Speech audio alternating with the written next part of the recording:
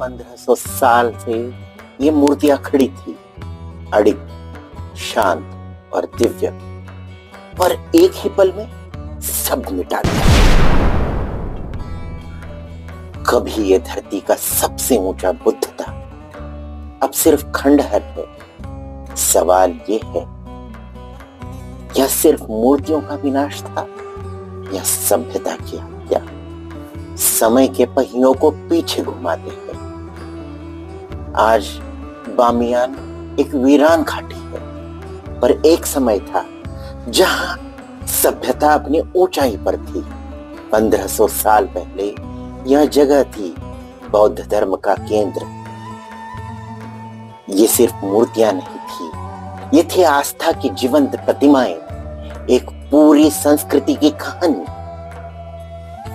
गांधार और कुषाण काल में जब बौद्ध धर्म पूरे एशिया में फैला, तो बामियान बना एक तीर्थ स्थान। सुदूर पूर्व भारत से आए बौद्ध भिक्षु यहाँ तपस्या करते थे, ग्रंथों का अध्ययन करते थे और ध्यान में लीन होते। व्यापार मार्ग पर स्थित होने के कारण यहाँ ग्रीक, फारसी और भारतीय संस्कृतियों का अनोखा संगम हुआ था। क्या आप जानते हैं, बामियान की मूर्तियां सिर्फ भारतीय कला का ही चमत्कार नहीं थी, इनमें ग्रीक और फारसी कला की भी छाप थी। इन सुंदर मूर्तियों को सोने और चमकीले रंगों से सजाया गया था। सूर्य की रोशनी पड़ते ही ये ऐसी चमकती थी जैसे स्वयं देवताओं ने इन्हें छुआ हो।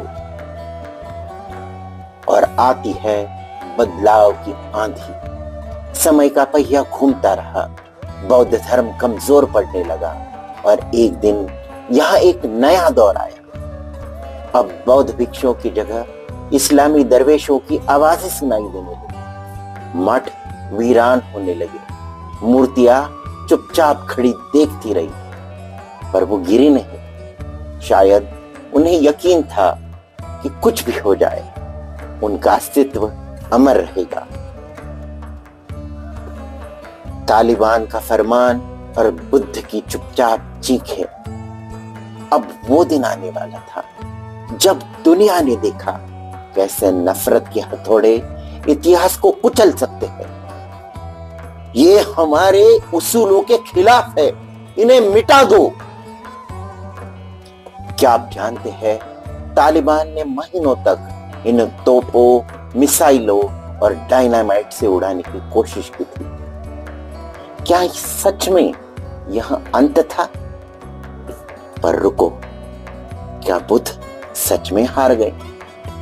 आज भी बामियान घाटियों में जब रात होती है तो बुद्ध फिर से प्रकट होते हैं।